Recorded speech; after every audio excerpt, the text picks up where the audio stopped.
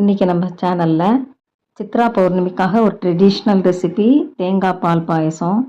அது எப்படி பண்ணுறதுன்னு இன்றைக்கி பார்க்கலாம். இதுக்கு தேவையான பொருள் என்னென்னு பார்த்தோன்னா, ஒரு கப்பு வெல்லம். நான் இது வெல்லத்தில் தான் பண்ணணும். ஒரு கப்பு வெல்லம், ஒரு கப்பு தேங்காய், 2 ஈக்குவல் அளவு. அதுக்கப்புறம் 2 ஏலக்காய், 4 முந்திரி பருப்பு, அதுக்கப்புறம் 2 ஸ்பூன் பச்சரிசி எடுத்து அதை தண்ணியில் நான் அலசிட்டு அரை மணி நேரம் ஊற வச்சு வச்சுருக்கேன். அதுக்கப்புறம் ஒரு சின்ன துண்டு தேங்காயை பல்லாக போட்டு வச்சுருக்கேன். அதுக்கப்புறம் ஒரு 1/4 டம்ளர், குட்டி டம்ளரில் 1/4 டம்ளர் பால் எடுத்து வச்சுருக்கேன். இவ்வளோ தான் இதுக்கு தேவையான பொருள்.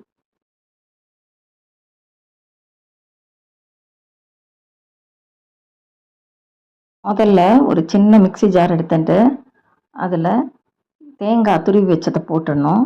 போட்டுட்டு அந்த ஊற வச்ச அரிசி 2 ஸ்பூன் பச்சரிசி இருக்குல்லையா, அதை போடணும். அதுக்கப்புறம் இந்த 2 ஏலக்காய் இதை போட்டு நல்லா நைஸாக அரைச்சிடணும்.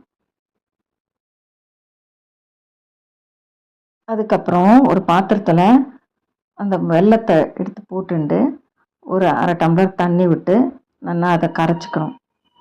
அடுப்பில் வச்சு கட்டி இல்லாமல் நல்லா கரைஞ்சா போகிறோம், பாகுப்பதெல்லாம் வர வேண்டாம். அது மாதிரி வந்ததுக்கப்புறம் அது தனியாக எடுத்து ஆற வச்சுக்கணும். ஏன்னா கொஞ்சம் முன்னாடியே எடுத்து பண்ணி வச்சுட்டா தான் சௌரியமாக இருக்கும்.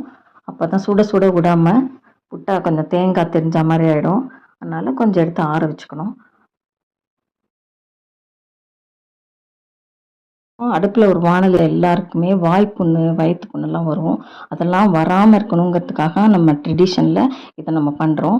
இது நீங்களும் பண்ணி நீங்கள் சாப்பிட்டு மற்றவாளுக்கும் கொடுங்கோ. இது ரொம்ப நல்லது. கட்டாயம் எல்லோரும் ட்ரை பண்ணுங்கோ.